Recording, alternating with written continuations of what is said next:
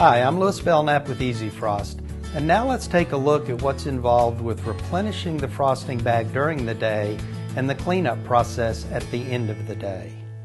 So the first thing we're going to do is take the key that comes with your EZFrost machine, and we have to retract the ram that's been applying pressure to the frosting bag. To do that, we'll insert the key, turn it to the up position, and we'll let it run until it stops automatically. The blue dot will stop at the top automatically. We'll then turn it back to the neutral position, and we now have the ram completely retracted. We can now pull the slide plate out. We can remove the dispensing canister from the machine, and we have to push out the pressure plate and the frosting bag. So we've got the frosting bag here that's now empty with frosting and the pressure plate that's been applying pressure.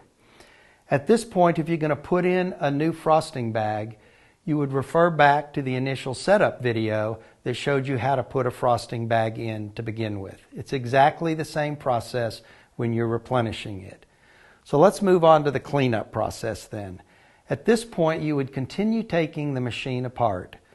The frosting bag that's empty would be thrown away, and we would start putting our parts down in the dispensing canister to take to our kitchen sink to clean up. So next we'll remove the tip adapter from the slide plate. And again, remember, this has a very sharp tip in it, so it's very important to be extremely careful. We're going to take this apart by removing this collar. Then we'll slide this out. You can see the point on the puncture tip there now. We'll put this down in our bucket, and we'll also then remove the decorating tip and the collar. We'll take those off, put those down in our bucket, and then we'll put the puncture tool down in the bucket as well. Next, we'll want to remove the slide plate. To do that, slide it back until the slots align with the pins, tip it up to get it above the pins, bring it out, and bring the tabs out from under it.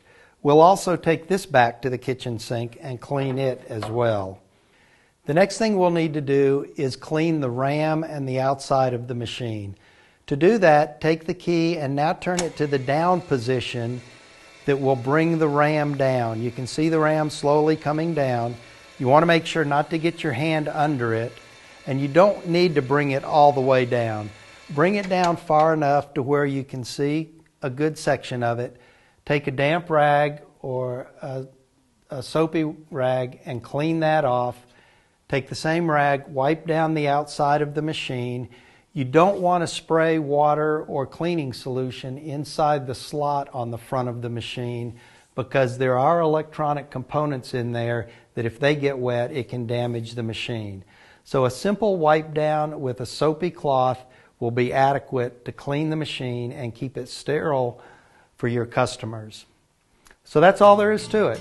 At that point, you take everything back to your sink, you clean it, sterilize it good, and you're ready to go again tomorrow.